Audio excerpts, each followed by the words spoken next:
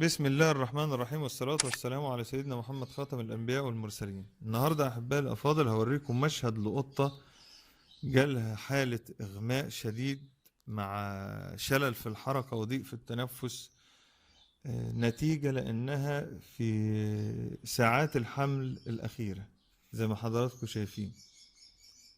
توتو توتو توتو، مالك يا توتو؟ إن شاء الله تقوموا بالسلام. يعني المشهد دوت يخلي الواحد يقول سبحانك يا رب.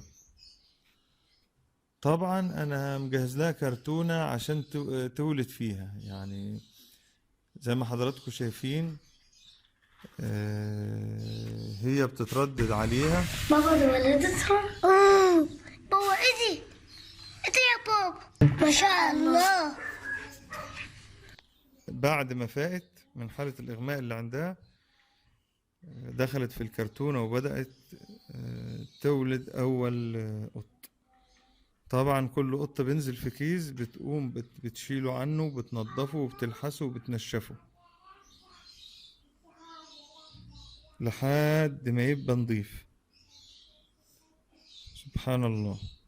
وده همت بعد ما والدتهم 4 ما شاء الله ونايمة في اطمئنان تام. وده همت بعد ما تموا 25 يوم. أتمنى الفيديو يكون عجبكم إن شاء الله، والسلام عليكم ورحمة الله وبركاته.